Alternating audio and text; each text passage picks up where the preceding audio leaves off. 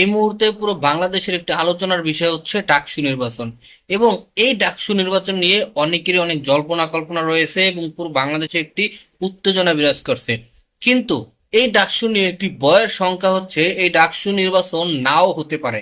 দর্শক, আজকে আপনাদেরকে বিস্তারিত জানাবো যে কেন ডাকসু নির্বাচন হবে না, ডাকসু নির্বাচনের পিছনে আসলে কিসের বাধা আছে, কি কারণে ডাকসু নির্বাচন স্থগিত হতে পারে। তো সম্পূর্ণ বিষয়টা আজকে আপনাদেরকে জানাবো। তার আগে আপনাদের কাছে ছোট্ট একটা রিকোয়েস্ট, যারা এখন পর্যন্ত আমার এই চ্যানেলটি সাবস্ক্রাইব করেন নাই, অবশ্যই চ্যানেলটি সাবস্ক্রাইব করে পাশে থাকা বেল আইকনটি বাজিয়ে দিন এবং সাথে একটি লাইক দিন। তো দর্শক, আপনারা জানেন যে এই মুহূর্তে সবচেয়ে আলোচিত বিষয় হচ্ছে ডাকসু নির্বাচন এবং এই ডাকসু নির্বাচনকে কেন্দ্র করে ইতিপূর্বে অনেক ঘটনা কিন্তু ঘটে গিয়েছে। এবং সেই ডাকসু নির্বাচন বাংলাদেশের একটি এই মুহূর্তে একটি টান টান উত্তেজনা পয়েন্টে আছে। তো এখানে বিষয় হচ্ছে যে ডাকসু নির্বাচন কেন বন্ধ হয়ে যাবে, কেন ডাকসু নির্বাচন হবে না। আপনারা জানেন যে ডাকসু নির্বাচনে সবচেয়ে এগিয়ে আছে ছাত্র শিবির, ইসলামী ছাত্র শিবির। তো এটা নিয়ে বিশেষ করে বাংলাদেশে যারা সেকুলার পন্থী আছে তাদের কিন্তু মাথা পুরা গরম হয়ে গেছে। তারা কিন্তু তাদের কিন্তু এখন ব্যাপক চুলকাইতেছে যে তারা ট্যাগ দিয়ে যে দলটাকে এত বছর নিপীড়ন নির্যাতন করছে, যে দলটাকে ট্যাগ দিয়ে দাবিয়ে রাখার চেষ্টা করছে, সেই দলটা এখন এতটা জনপ্রিয়তা হয়েছে, এটা আসলে তারা কোনোভাবেই মাইনা নিতে পারতেছে না। এবং কোনোভাবেই তারা চায় না যে ছাত্র শিবিরের যে বিপি ক্যান্ডিডেট সাদিক কাইম তিনি আসলে বিপি হোক, এটা তারা কোনোভাবেই মাইনে নিতে পারতেছে না।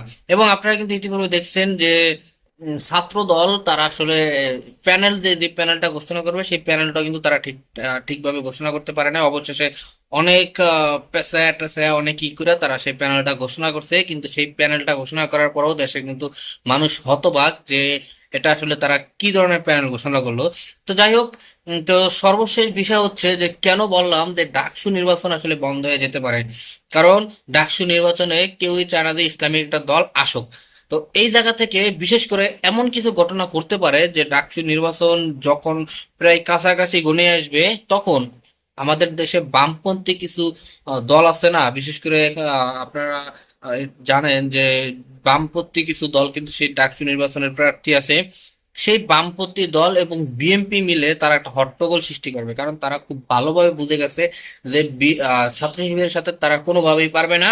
তারা একটা হট্টগোল শুরু করবে, তারা নির্বাচনকে বয়কট ডাক দিবে, তারা সেই নির্বাচনের বিরুদ্ধে আন্দোলন করবে, কারণ তারা জানে যে কোনোভাবেই তারা ক্ষমতায় আসতে পারবে না। যার কারণে তারা এই হট্টগোল এই বিশৃঙ্খলটা সৃষ্টি করে তারা যাতে নির্বাচনটা বাতিল ঘোষণা করতে পারে, এটার জন্য তারা মরিয়া হয়ে উঠবে।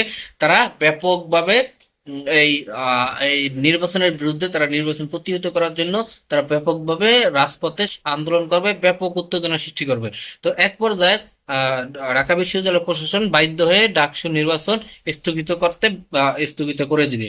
তো এখানে শুধু যে বামপন্থীরা করবে বিষয়টা তা না, এখানে ছাত্র শিবিরের বিরুদ্ধে যেই কটা মানে তাদের এগেনস্টে যতগুলা ক্যান্ডিডেট আছে, যতগুলা দলের থেকে তারা মনোনয়ন পাইছে, মনোনয়ন কিনছে, তো সবাই কিন্তু সেম কাজটি করবে।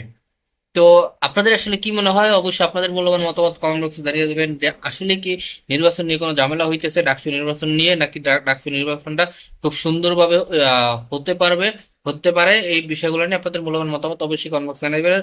আজকের মতো ভিডিও শেষ করতে দেখা হবে পরবর্তী অন্য কোনো ভিডিওতে। সে পর্যন্ত ভালো থাকবেন, সুস্থ থাকবেন, আল্লাহ হাফেজ।